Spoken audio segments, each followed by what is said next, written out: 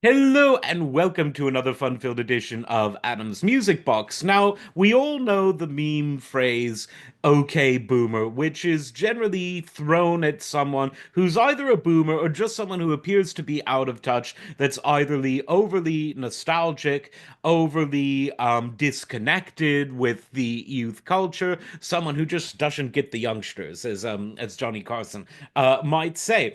And The Simpsons is now itself well past its prime. But in the 90s, The Simpsons was very, very cool. It was very with it. Its humor was very on point.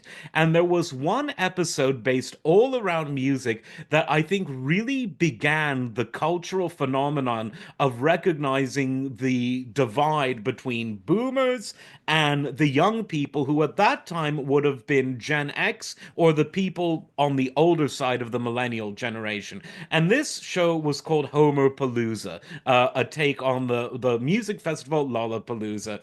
And the show begins with Homer driving the kids to school, and Grand Funk Railroad comes on the radio. He loves it. They don't like it. He talks about the Alan Parsons Project and Jefferson Starship, and they don't get it at all. And so he decides to go down to Good Vibrations Records, which is now called Suicide Notes. And the very Gen X looking shopkeeper there is confronted by Homer, who says, "Where can I find the latest releases by Bread?" And he goes, "Oldies." And Homer then goes, I don't know why I'm recreating all of this. He says, "You've got all the best bands in here. Sticks, I just heard them on the King Biscuit Flower Hour," which boomers would know that that was a syndicated radio show, I believe, on Westwood One. And so it turns out that Homer has to confront his uncoolness by going on tour with Lollapalooza or Homerpalooza, where he's not a musician, but he's the entertainment. He gets a cannonball shot at him on a regular basis. And on the show, you've got Smashing Pumpkins, Sonic Youth, Cypress Hill, and Peter Frampton, who, while a boomer, was in fact experiencing a post David Bowie revival among younger audiences at this time. He even bought Pink Floyd's Balloon, the Balloon Pig, which the younger people didn't get the reference to. So, what does all this mean? Well, the boomers came of age musically in the 60s, and they're associated with the rock and roll revolution. They continued to dominate the charts in the 70s, and while Gen X was on the rise in the 80s in terms of they were beginning to mature, the boomers still had their handle on music, and many bands who were boomers or from the boomer era remained huge in the 80s. Journey, REO Speedwagon, Foreigner, Asia, Bruce Springsteen, Deep Purple's Revival. I mean, the list could go on. The boomers were treated well in the 80s. In the 90s, things started to change because grunge rock took the sort of melody and a lot of the positivity out of rock. In other words, it wasn't about getting down and getting around. It was about life sucks. I'm going to look at my shoes.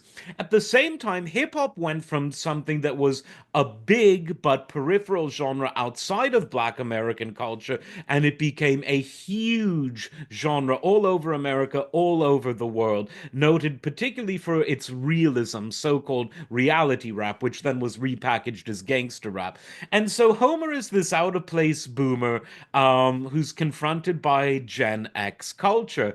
And I think that it was really a watershed moment when a show embraced young people and their culture in a comedic way and had the lovable boomer with all of his, typical boomer lifestyle, union job, stable. He was working at a job that he wasn't good at, but he could still afford a house. All of the things that the boomers did that younger generations now complain the ladder has been cut off from under them by the boomers. And so that's obviously the economic and sociological aspect, but the comedy and musical aspect is really interesting. Now, The Simpsons did have boomer bands on in other episodes. The Who guest starred, so many people guest starred, but this episode was really about more than just a cameo for the sake of cameos. It was really making an interesting statement of how, musically speaking, the 1990s were a clear red line from what had been a relatively smooth trajectory from the mid 60s to the late 80s, much in the same way that popular music from the 1930s to the rock and roll era had been smooth sailing for classic pop acts. People like Sinatra, Perry Como, Dean Martin, Vic Damone, people like that, Rosemary Clooney. And so it's interesting. I said before that musical trends often come in 30-year sort of periods. And in the 90s, we saw the end of that 30-year period that began in the early to mid 60s. And I think The Simpsons captured it really, really well back when The Simpsons were relevant. They're around, not relevant anymore, but they were really relevant in the 90s. So that's my take on that. Let me know what you think, like and subscribe, and we'll see you next time. Take care.